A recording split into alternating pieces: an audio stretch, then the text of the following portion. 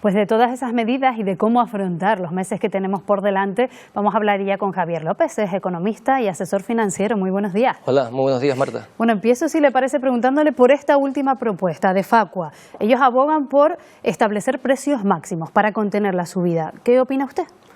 Bueno, la verdad es que es una medida bastante intervencionista y tendría muchas connotaciones políticas el decir sí o no. Sinceramente no soy partidario de la intervención de precios porque hay casos, podemos irnos a la reciente Argentina o irnos a Cuba o irnos a otros países como Venezuela, en donde al final se ha demostrado que históricamente ese tipo de medidas pues son a largo plazo muy negativas. Es verdad que hay que buscar un equilibrio, tampoco podemos entrar en el liberalismo económico que se transforma en una especie de neocapitalismo, que al final es demasiado salvaje, como pasó en la crisis de Lehman Brothers, y acabamos rescatando todos públicamente lo que aparentemente era una libertad económica para todos, ¿no? Lo cierto es que ya prácticamente se nos ha olvidado cuando empezó esta coyuntura de subida de precios.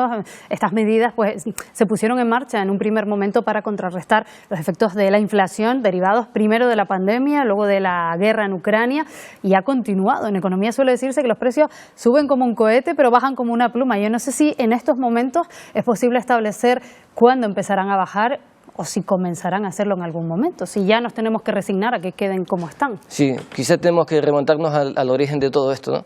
En el año 2008 los bancos centrales hacen una inyección masiva de dinero.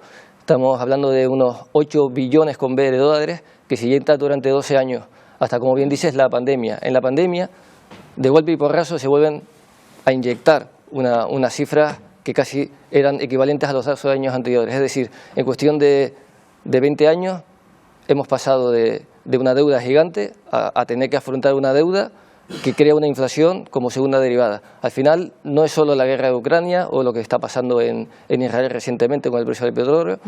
Son demasiadas preguntas como para concretarlas en una sola respuesta. Quizás la respuesta más simple para que todos nos entiendan es que los bancos centrales han impreso una cantidad ingente de dinero y eso al final pues lo estamos pagando todos los ciudadanos. Pero se lo pregunto al revés, si por ejemplo hoy cesara la guerra entre Israel y Hamás, si cesara la guerra de Ucrania, ¿volverían los precios a la senda de la normalidad? No.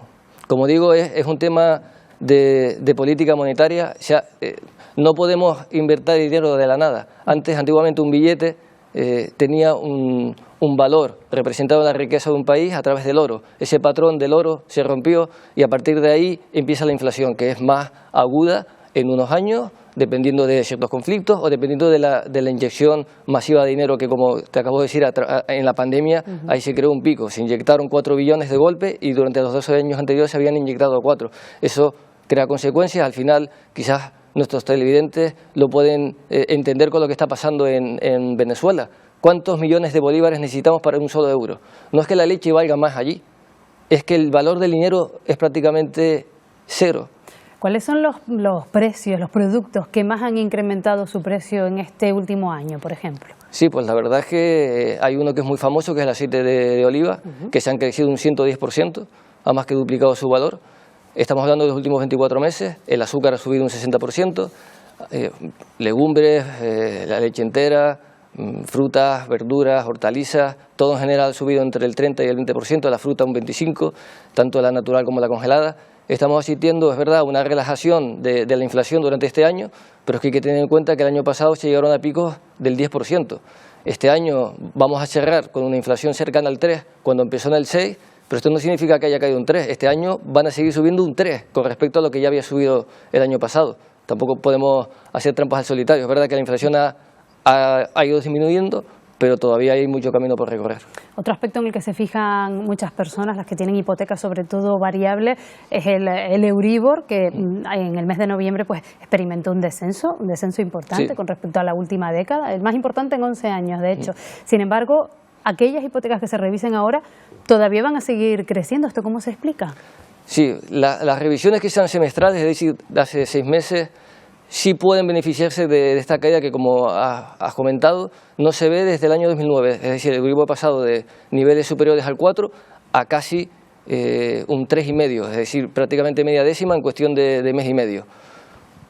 Pero claro, es que venimos de un Euribor del 3%, entonces todavía los que revisen la hipoteca anualmente, pese a que ha bajado un poco, ha subido en el año, entonces no se van a beneficiar. Como digo, si la revisión ha sido hace 6 meses, se podrían ahorrar así, para que la gente tenga un dato, unos 50, 70 euros, que es una bajada importante por una hipoteca media de 100.000 euros. Con todos estos condicionantes que estamos hablando, con todos estos gastos a los que hay que hacer frente, más los derivados de la Navidad, me gustaría pedirle una serie de consejos para que los meses que vengan no sean demasiado cuesta arriba para las personas que nos están viendo. Yo tengo la filosofía de Woody Allen, que tiene una frase célebre: me ha costado toda una vida tener el éxito de la mañana a la noche o de la noche a la mañana.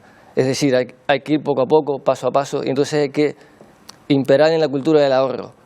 Yo tengo una fórmula matemática que para los niños ahora que estén con un añito, o con los bebés recién nacidos ahora en Navidad, que siempre sacan la foto en fin de año, pues si los abuelos, los mayores que estén viendo la televisión ahora, en vez de darle un videojuego o la típica muñeca o muñeco, simplemente le abren una cuenta de valores y ahorran durante 20 años, eso sí, hay que tener bastante paciencia, y somos capaces de forma sostenida, ya pandemia, hay un meteorito o vengan los extraterrestres, 100 euros al mes durante 20 años, suponen que cuando ese niño vaya a la universidad tendrá unos 22.000 euros, si es que no sube nada. Estoy poniendo un caso prácticamente surrealista. A una tasa de retorno del 3%, la matemática financiera, nuestra amiga, capitaliza a largo plazo y estarían ya transformándose en 33.000 euros.